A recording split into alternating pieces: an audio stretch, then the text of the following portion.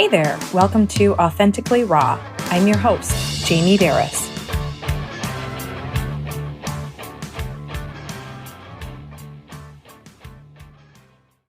Hello and welcome, Angela Belford, to the Authentically Raw podcast. I have to quick say this. First time, second time guest ever. I just thought of that. How are you? I'm so good. It's so exciting to be back with you. I know, this is awesome.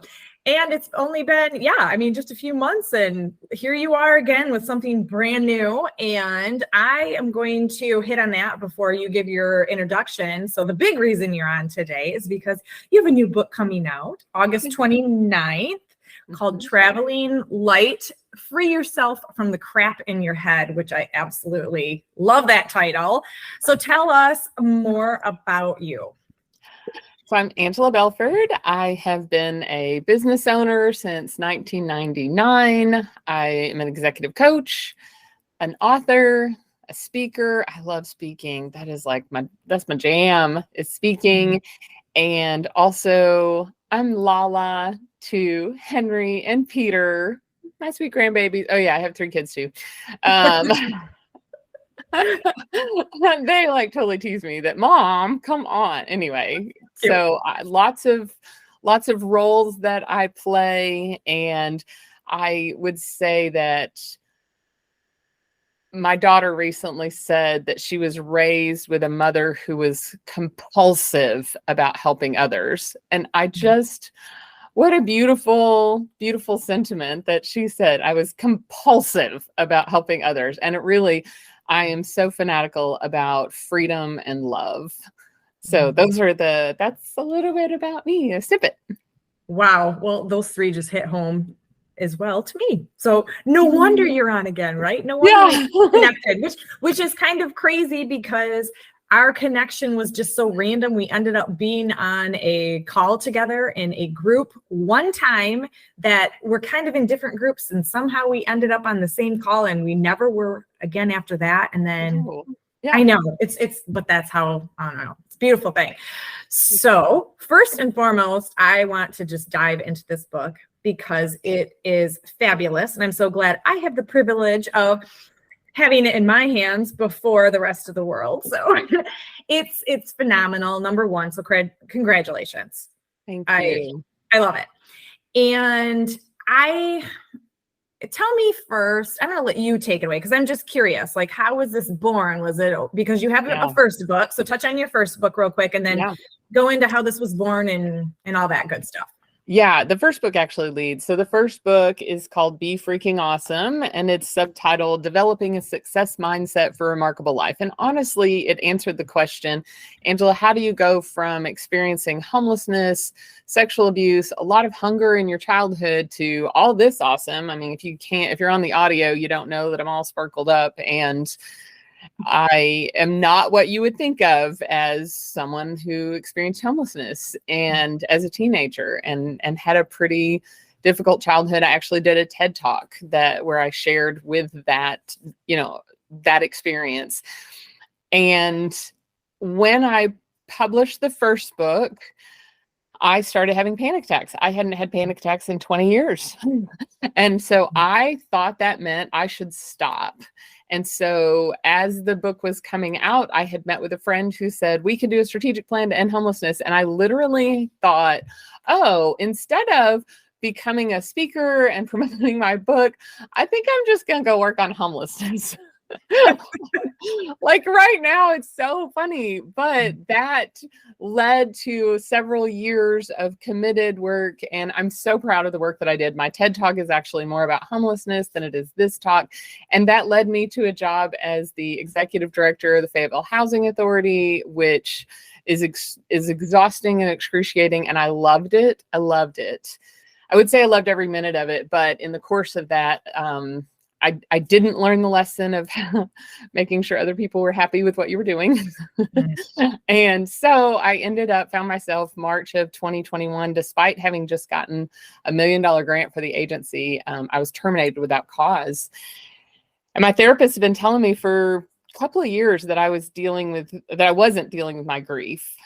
And that actually the panic attacks and the anger at work when I would get just really mad if people didn't follow what we were doing, because this was important work, and we get angry with them, that it was unresolved grief. And so I began this process of unpacking this unresolved grief, which is not fun, but it felt like it was time. And I felt compelled a couple of days to get on Facebook Live and say, hey guys, I don't know, I just don't want to do this by myself. So I'm going to talk about my grief process. 8 or 10 days later, I called a friend and went, oh my God, have I just written the outline for a book? She goes, I hope so, because I'm learning a lot. And so I thought, well, I cried a lot. My husband was like, why are you upset about writing a second book? And I go, I don't know. Like, I just have to bleed for a year. No big deal. That was 2 years ago. If I would have known it was going to take 2.5 years, I would just cried more, I guess. But anyway, part of the reason why it took so long is because I didn't know what my therapist was saying when she said, you have to feel your feelings. I'm like, I do feel my feelings. Why do you think I want to drink whiskey? I want to eat brownies. I want to watch Netflix. What part of that is not feeling some feelings? Of course I feel them. She's like, no, honey, you're avoiding them. And I'm like, well. And so this documents a lot of my process through, like, I was in the middle of a weight loss journey, a health journey, and which was so metaphorical for all the emotional weight that I was carrying. And so a lot of the reason why it took 2 years is because I didn't actually know how to do it. So I had to learn how to do it. And some people would say, shouldn't you have gotten good at that before you wrote a book? And I was very committed to writing this book before I was really, really good at it, because my experience had been people trying to explain feeling your feelings typically look like they were about to go teach meditation, or they were going to their next therapy appointment, like their client was coming in. And I didn't understand it. I'm a business-minded person. And so here I think in spreadsheets, and I'm left brain, and I'm a positive thinking, like, fanatic. And I'm like, no, your thoughts create your feelings. So just pick a new thought. And so I just had to learn, and I wanted to write it from the perspective of someone newly experiencing it, because it's hard. It's hard when you've ignored your feelings, when you've been told quit crying, or I'll give you something to cry about, when you've thought you were supposed to talk about it. And so I wanted to write it when it was fresh, and that made it like insecurity, imposter, like, I'm not good enough. Well, you damn sure are not. Oops, sorry. You are not. But I wanted to do it from that perspective. So that's where I'm at today. Yes. Yeah. And it is, I think, you say, oh, I'm like left brain, I think in spreadsheets, and we want to just positive think or positive affirmation, think our way out of every problem. And it can be really self-destructive when I'm thinking all the right thoughts, I'm thinking positive, and nothing is changing because there's stuff in your body. So many people have heard of, the book, The Body Keeps the Score, and your body does keep the score, and it's coming out in so many ways, like you said, at work, in anger and all of these other ways.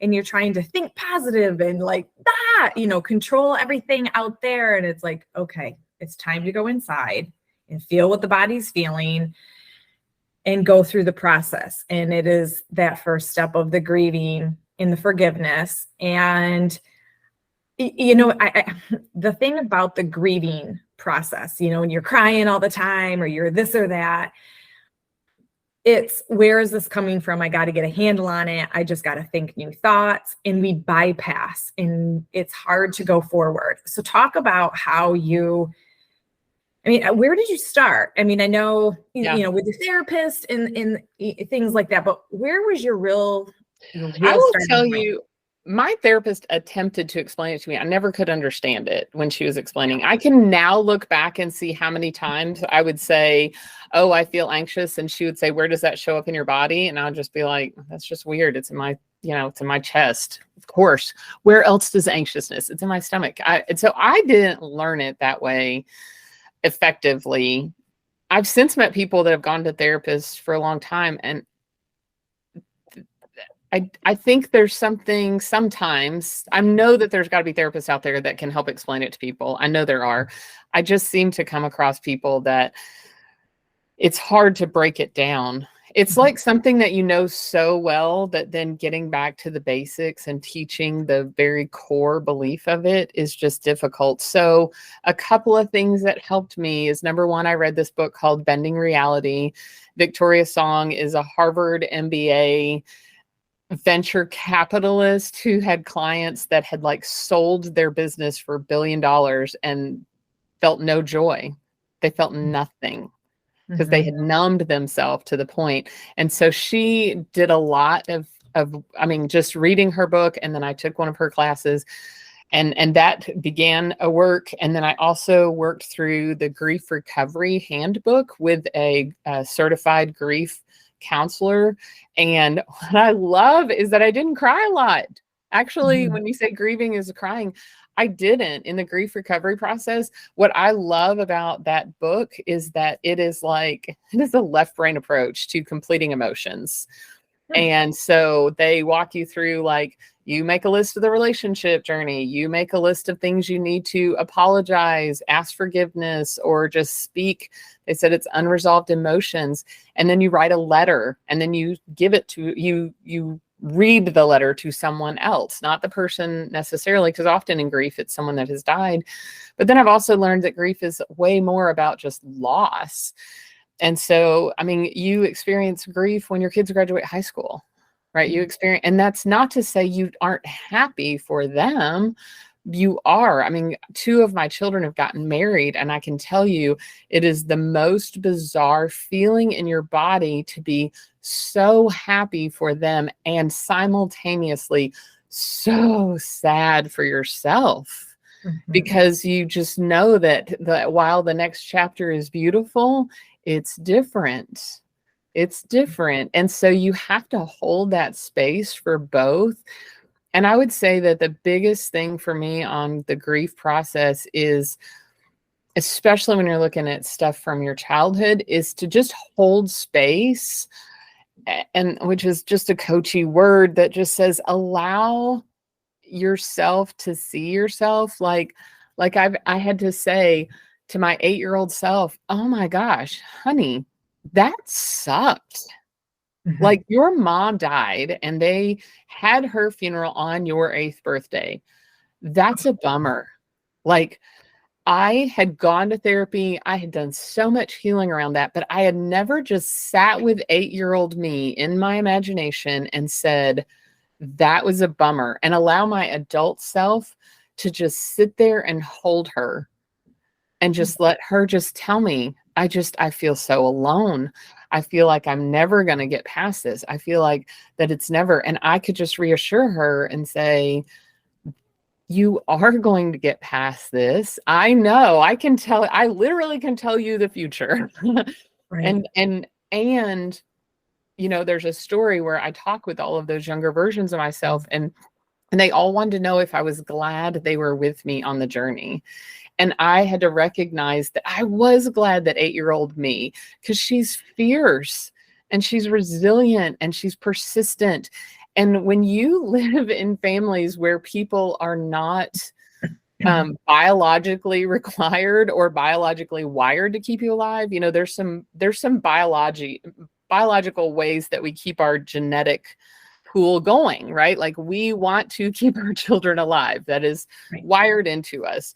When you live with people who don't have that natural wiring to want to keep you alive because you're continuing their genetic makeup, and I know that just a lot of weird stuff. My daughter and I talk about weird stuff, but she says, no, I get it. Here's what I'm thinking when you speak. It's just that genetic thing. I mean, I want to keep my kids alive. Therefore, you know, I feed them. In fact, my firstborn, he was so fat at 3 months old, the poor kid could barely turn his head. Right. You know? But it's like I mean, because you talk about being hungry and homeless, like, I have that natural instinct, I'm sure you did too, to make sure that you give your children, you know, a home or someplace to live and food and those basic things. And that might seem bizarre to people, that that's not wired into everyone, and it's not. It's not wired into, and especially if you live with people that are not your biological parents. And even I did at one point live with my biological mom, and she just emotionally was very immature. She was probably the emotional maturity of a 14 to 16-year-old. And I only say that because I can just recognize her trauma story. Yeah. And so she didn't really have this innate need to protect me. But also you just learn to protect yourself, and those skills that I developed to protect myself were fabulous until they weren't, until they kept me from being in close relationship. I say that our parents teach us, look both ways before we cross the street. We should keep that, still good, helping us. But your parents teach you don't talk to strangers as a way to protect you. That doesn't actually protect you as an adult. It actually isolates you. And so you don't need to keep that learning, because it was just a protection at a season when you needed it. And now it's not. You don't need it, because now you're lonely because you were told don't talk to strangers. I love that metaphor. I have not heard that before, but I mean, that's true. And who stops and thinks about that? Right. And in this day and age, oh my goodness, do we need to talk to strangers? I thought too, when you were speaking, coping mechanisms, though. It's coping mechanisms, and just it's survival. It is survival. And that's really like when I was working with my editor about what the message of my book was. It was to help you upgrade your coping skills so that you go from surviving to thriving. You go from protection to love. And on the outside, it may not actually look different. On the outside, some people go, Angela, you're still very driven. You still work a lot of hours. You still juggle a lot of projects. But on the inside, now the idea of like, I have to think positive. I don't have to make myself think positive. Now I'm not battling my inner critic every single day. They're actually along for the ride, so that my inner critic does things like say, are you sure you need to stay up past midnight reading this book? Are you sure you're going to like how that's going to feel tomorrow? And they can ask questions that then I can go, oh yeah, you're right. That I can give a gift to future Angela and go ahead and go to sleep. Yeah. I'm not battling them. They're an encouragement. You mean you're being compassionate and being kind to yourself? I do. Right? And I don't have to work at it. Yeah. I don't have to work at it. It's like when we, if you were in a pool and you have all these beach balls that you trying to hold down. I'm going to hold them down. I'm going to think positive. I'm going to think positive. And they're constantly bopping you in the face. I think sometimes people also they're like, well, this doesn't bother me. It doesn't, you know what? So what? I don't think I'm enough. It doesn't really bother me. Well, let's see you go after a promotion. Let's see you go after a passion project. Let's see you decide to pursue your actual goals and your actual dreams. And then let's talk about whether or not the I'm enough belief is getting in your way. Because most of the days it doesn't. If you're just going back and forth to carpool and we're going back and forth to work and we're just doing our daily deal, it may not impact you. You want to live a very fulfilled life? It could affect you. Yeah. It's so true, because even when you say, like the outside world, what it looks like versus what's on the inside. And it's just so many people go through life. We're just going through the motions. So it appears, yeah, I'm enough. I can do it, all this kind of stuff. But is that really what's going on the inside? Plus, I like the little analogy in the pool as well, trying to push down all those beach balls. And I can, it's like I can almost feel it. They're popping up, they're slippery, whatever.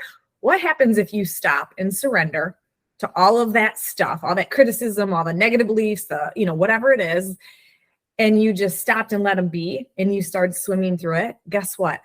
You know how easy that is when you start swimming through them? The beach balls just kind of float away. And it's like that analogy of, instead of trying to fight those fears or pretend you don't have them or shove them down or just cover them up with positive thinking, just start swimming through them.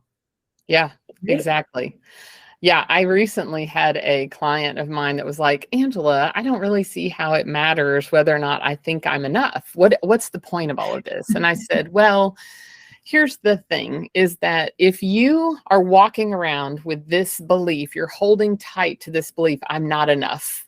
Mhm. And then you walk in after work and your wife says to you, hey, did you pick up the milk? Oh my gosh, I didn't pick up the milk. I know I'm a terrible person. Or she says, I can't believe you forgot it again. It escalates. But if you're Mhm. walking around with a belief that says, I am enough, then when you walk in and she says, did you get the milk? And you can go, oh my goodness, I forgot. I'm a Yeah. human. I forget things. Do you need me to go back out right now? Or can we get it in the morning? Is it impacting dinner? Like there's no big explosion because she did not just trigger your thoughts. She did not just push your little buttons on your emotional control because you don't have any button for her to push because you believe you're enough. So Right. she can't push that button. And the thing about that is though, is stuff like that's like everyday things that do escalate and blow out of proportion. And we don't stop and even be aware of why does something like, did you forget the milk or whatever? Why is that sending me into a tailspin? I mean, the awareness right there and to stop, like this comes from someplace. Mm-hmm. And it's going back and figuring out, okay, so why does forgetting the milk stir all this stuff up? And the thoughts in your head might not be, I am not enough, but your subconscious thought is. And when we don't know those things, that's just how we live our lives. And we feel like everybody is against us and accusing us. And we are, everybody back off. I mean, but it could mean so many things and create so many reactions that are not, it has nothing really to do with who we are. It's what's happened to us that we haven't stopped and I don't want to say necessarily corrected, but become aware of. Yes. And work to, okay, that really isn't true. And let that one go and bring in that new belief. Yeah. And so I would tell you that I'm just this morning have been sort of on it doesn't matter why. But I would tweak the question to say, where is this coming from? Yeah. What is happening in my body right now? Right? Because if you can just pause and say, okay, where is this showing up? Where's this coming from? And you can slow yourself down. I share a story in the book about a engineer husband, a friend of mine whose husband is an engineer, and she's like, you don't value me. You don't listen to me. And he's like, oh my gosh, he wants to give her the list of all the reasons why. Look at all these things that I do. And she's like, I just told you what we were doing. An hour later, you're like, what are we doing again? You didn't listen. And he thinks it's no big deal. But if she can sit quietly, she figures out, I asked my mom so many times to come to lunch with me at school. And my mom was a workaholic and my mom never prioritized. And so in my little kid brain, I have filed, if you don't listen to me, I'm not a priority. And so he can like sit with her and be able to say that. And I know that people like go, oh my gosh, Angela, this is total, like nobody is really like this. I will tell you, I'm super excited because I have the first couple that both did coaching with me and they are now reading the book together. And they've told me a story where something blew up like that. And he was able to sit there and go, what do you need? Where's this showing up? And she could just cry and forgive and work through it.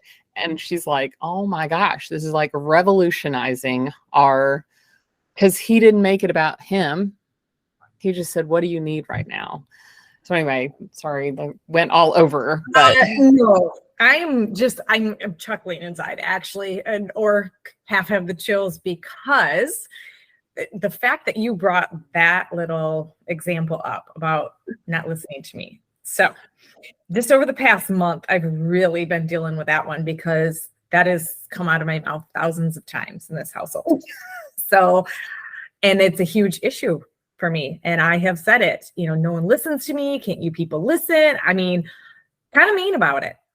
And there are times that, they don't listen. Somebody's staring at a screen or whatever, and they're human. And I have realized, okay, this is my problem, right? And it does go back to those feelings of not being seen or heard or unimportant and not getting, say, requests met, things like that. And I think a lot of us deal with this. And this is how it comes out, at this time. And there are times, people aren't listening. And there's times I don't listen to people, you're focusing on something else. I've really, really, really been trying to have this discipline of, okay, stop saying that, number one. And number two, it's, when I speak to someone, hey, can I have your attention, or are you listening?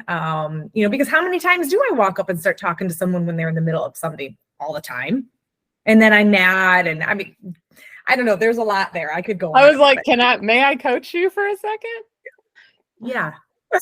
Are you willing? Okay, because I will give you this. I feel like this is like the secret decoder ring. Seriously. Okay. How you think other people are treating you is a mirror for how you're treating yourself. Exactly. So very easily, I can tell you, Jamie, you are not listening to yourself. 100% true. And I've been working with someone lately, and it's so funny because it's so true. And I am also in the process of a book right now, and was having a really hard time a couple months ago. And so, in the beginning when you were talking, and it's like, okay, I'm going through this process as I write it. It's almost like scratching the whole thing and starting over, but it is. I have been doing so much trying to please everybody else, and I'm not listening to me, going against everything inside. And this is why I carry around so much anxiety, so much, and I mean, I'm going to throw it right out there, anger and resent. And I've really been doing a lot of work to go through it, because it's, and all this stuff about self-abandonment, like abandoning myself, living for everybody else and who I think that they need me to be for them. And it's going back and, okay, dealing with these feelings and uncovering what they're trying to tell me and actually listening to myself. I'm pretty damn smart. Yeah, you are. Here's the thing. I do have such like that intuition. And it was years ago, a friend of mine called me, "You're so clairvoyant." And I'm like, oh, what does that really mean? I like that word. It's fancy. And I looked it up, and I'm like, I do, but I constantly go against it.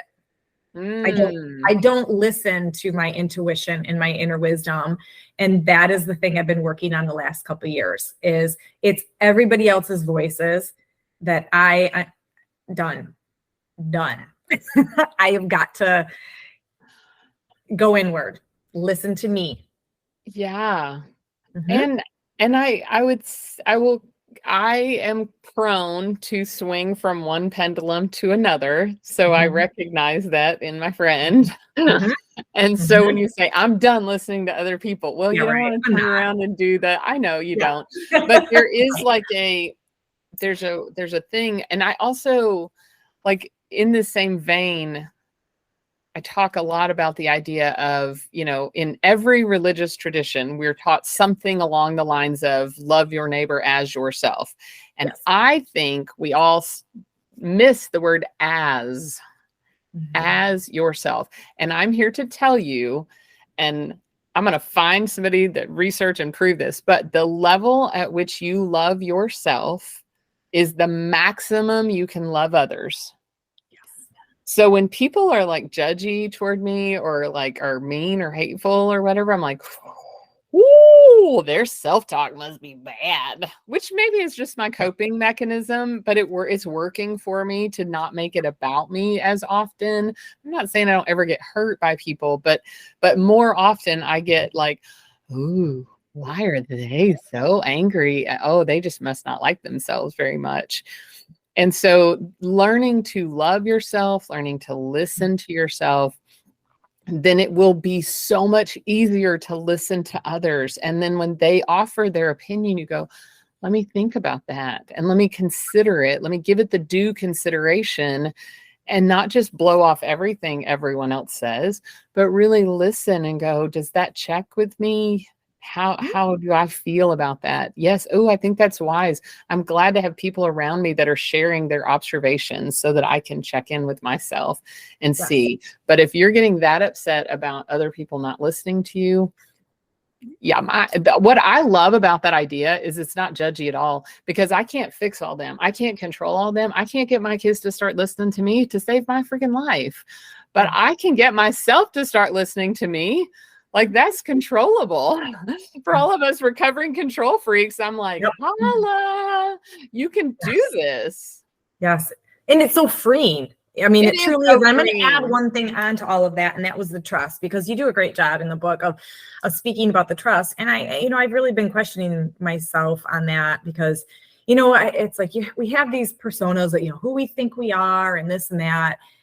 And then when you really look at your life, it's like, you hit on the person, oh, of course I think I'm enough. And it's like, really? Do you really? Because I think with the trust part too, is then why are you not listening to yourself more, Jamie? Why are you absolutely, I love to get advice or opinions or whatever from other people, but they cannot dictate, everything. I mean, I feel like I look back at certain times when, we overthink, we overanalyze, we can't make decisions. I mean, that's just a lack of trust.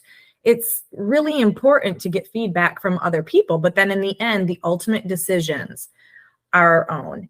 And that comes, I know people probably go straight to the confidence thing, which it is, but all of this other plus stuff, like, you said, it comes from a place of self-love and how you can look at someone and how they talk to you and how they talk to others. And I do that same thing too. It is theirs. They are speaking. It's kind of all those little phrases like haters hate. And, and to think they must not love themselves enough, or they must not feel enough, or they don't feel like they belong, or they don't trust themselves. But it also mirrors in us as well. You hit on 7 things in the book. And I'm just going to go through them, and I'll let you just start and whatever. But these are kind of, did you describe these as the most 7? They were the 7. How'd you describe? Well, first I'm going to say it, and then you can. So they are, number 1, I am not lovable. These are false beliefs or limiting stories. These are the most common. Most common. Yep. And they're so untrue. But number 1, I'm not lovable. 2, I don't belong. 3, I'm not enough, or I'm not good enough. 4, I'm not valuable. 5, I'm not worthy. 6, I don't trust myself. And 7, I don't have what it takes. And one thing I will say, I'll let you take it away and say whatever you want about that. One thing I really picked out and loved was how you described the difference of I'm not valuable and I'm not worthy, because I do feel like people use those words interchangeably, and you can get kind of caught up in, oh, they're the same thing, and they're really not. I tried so hard, because honestly, like, if you look at like all of the book writing recommendations, 7 is kind of an obnoxiously large number, because it's hard to remember them. I actually keep them front and center on my desk so that I can easily refer to them. I made the positive version actually into a screensaver on my cell phone just to remind myself all the time. But I tried to combine, I promise I did, but the difference between worthy and valuable. Worthy, it talks about what our inherent worth as a human. It is literally what just because we breathe, think about when a baby is born, they are worthy immediately. And valuable is actually our contributions to the world. And so you might say, well, Angela, is a baby contributing? Yes, they are, because they contribute to my joy. That would be their contributions. And so it's different because it is whether or not you are able to contribute.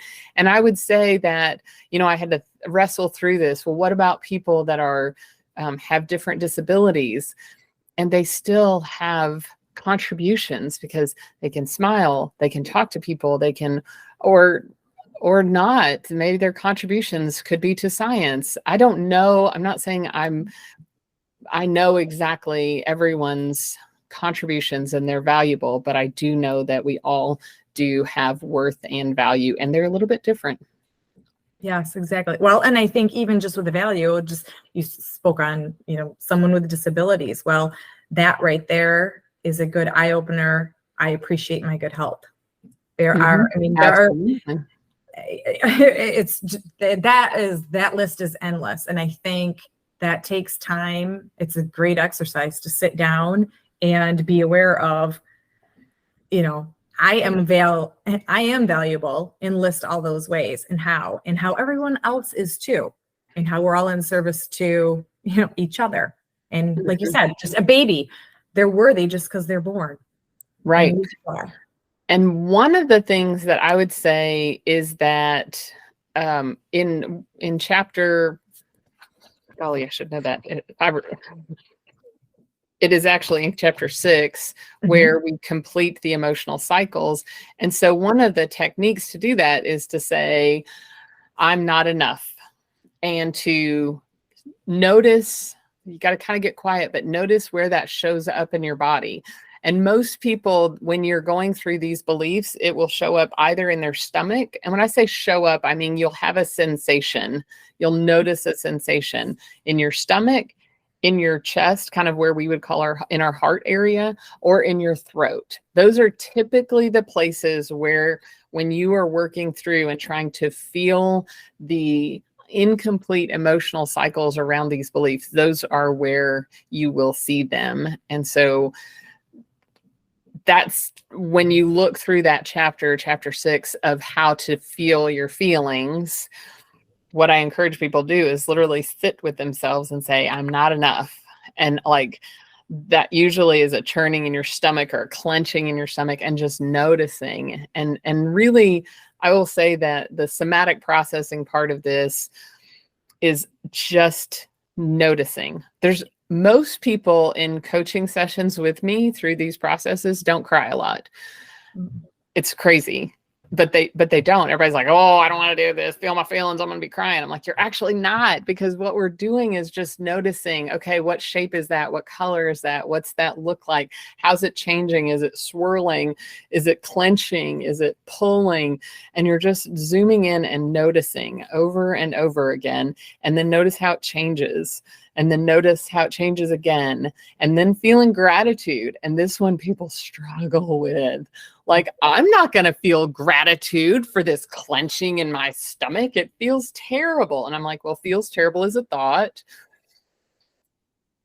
So let's just be grateful. It's here to give you information. And so then to like listen to what it's trying to tell you. Like I had one client that, had this terrible headache going.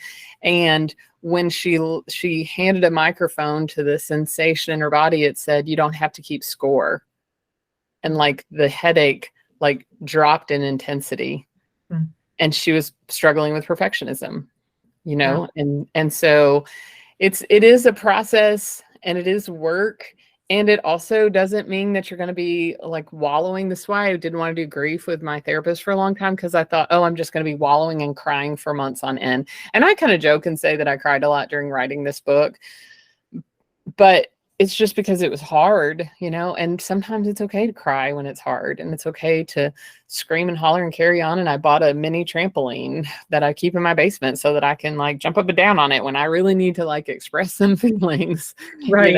So. Right. And I think too, it's that awareness and just being curious. Like, you talk about, well, what does it feel like? Is it swirling? Is it doing flips? Like, when you feel it in your stomach or you feel something in your chest. Oh, it feels heavy. Just being aware and not judging or criticizing. They're just their feelings, and just being aware that they're there, because I don't know, I so many of us go through life not even being, not really fully being aware and feeling it, and noticing, builds and builds, right? Notice. Yeah. When you're like, oh, and sometimes people, like, I do a lot of public speaking coaching. And so a lot of times people will be like, oh, my stomach, it just churned and it churns. And I go, is that bad? And they're like, of course it's bad, Angela. And I go, maybe it's just your body saying, let's get ready. It's the get ready because you're about to perform. And so this is what it feels like for your body to perform. Oh, well, that's a whole different thing to just go, oh, my body's just ready. It's sort of like riding a roller coaster. Exhilaration and fear are two sides of the same coin, So if that's the thing, what if someone is constantly walking around with that heaviness on their chest and they feel like they're on the verge of a panic attacks? And what does someone do? What are some tips? I would say stop ignoring it. Yeah. Stop running away from it. And it's interesting because I say, I didn't learn from my therapist. And yet now things are floating back over the years. It's sort of, I talk about the ruby slippers moment that I have, a wall of bookshelves, and they were there all along. I just wasn't seeing it.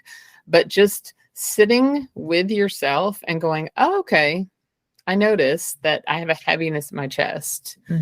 And really, like, if you want to dig in, I would say describe it. Figure out what's the shape, what's the color, what's the texture.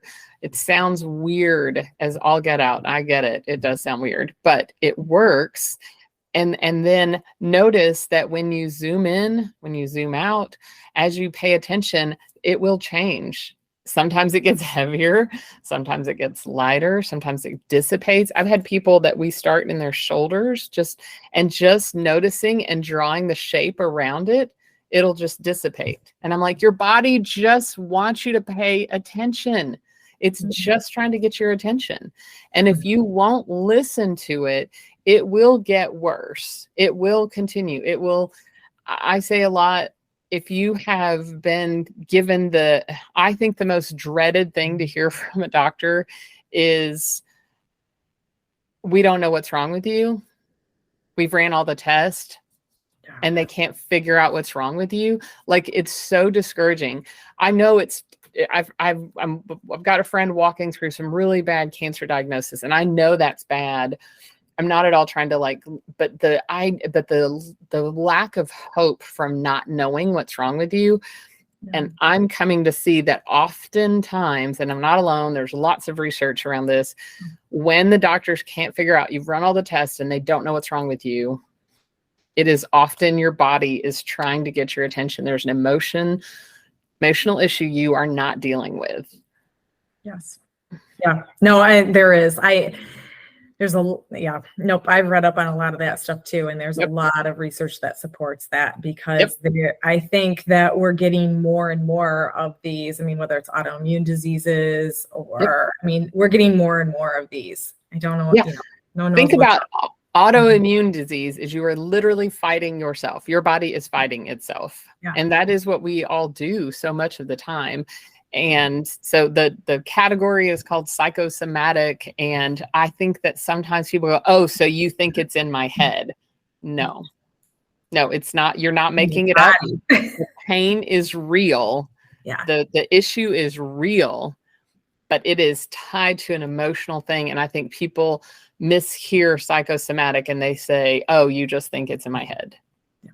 Nope. Well, you even just said it with your one client, or friend, or the headaches and this and that, it all kind of stemmed back to this keeping scorecards and the perfectionism and things like that. It's like, okay, so maybe there's some things I need to work on there, like the perfectionism and having grace with myself and some self-love and, and the kindness and let things be. And wow, these headaches, which we might label them like stress headaches or this or that, which they are, but what's causing that? It's not necessarily my to-do list or this, it's the emotions in there surrounding everything. Yeah. Oh my goodness. Thanks so much. This is amazing. Absolutely. Any final things? I know you said August 29th, the book comes out, but what else? Yeah. So if you go to angelabelford.com and you click on, there's a Traveling Light launch team, and you can actually pre-order the book and get an advanced copy of it just by filling out the form there. So I'd love to have anybody that is like, oh, I can't wait till August 29th. You don't have to. You can go and joining the launch team simply is just that you're willing to read the book and do a review if you're comfortable. So it's not a huge, time commitment or, oh, I'm not going to be posting on social media all the time. It's fine. Just, we want to get the word out. The ability to impact people and the ability for people to have freedom. One advanced reader said, I now see how I'm going to express my frustration to my children differently so that they don't get a bunch of toxic waste barrels. And that's just beautiful. And then the couple that I was telling you about, that their marriage, that they're going through this together and learning to be there for one another together is just, I just am so passionate about freedom for people. So the more people that get access to the information, the better it would be. And would love, if you want to follow me on the Instagram, Angela Belford. And I also have a podcast, Be Freaking Awesome, where we are talking through all of things book for the next several months. So thanks, awesome. Jamie, for having me. Absolutely. And honestly, it's a must read. And and bottom line, why would you not just want to live a life that feels joyful? Yeah. At peace. And it is that freedom. That's right. Who doesn't want that? So, exactly. Anyway, thanks so much for coming on, and best of luck with the book. Thank you. Thank you. Thank you so much for listening to Authentically Raw. I'd love to hear from you. Shoot me an email, jamie@jamieberris.com, and let me know what episodes resonate with you and why. Are you a people pleaser? If so, I need your help. Please, I'm writing a book about people pleasing, titled The People Pleaser's Guide to Pissing People Off, to improve your relationships, especially the one you have with yourself. And I'm looking for personal stories of how people pleasing has impacted your life, or suck the life out of you. Maybe people-pleasing has held you back, caused you to feel resent, regret, anger, powerlessness, or just plain exhaustion. Let me know how it's impacted your life. Who knows, maybe your story will inspire my writing and grace the pages in some shape or form in this handy-dandy little guide. Also, if you enjoy the Authentically Raw content, please support the show by following and leaving a review on Apple Podcasts. Simply scroll down through the episodes and you will see where to do so. Want to learn more about life coaching? Head over to my website, jamieberris.com, and check it out. You can also follow me on social media at Jamie Berris for lots of inspiration and empowerment. One last thing, I'm rooting for you. Be real, be raw, be authentic.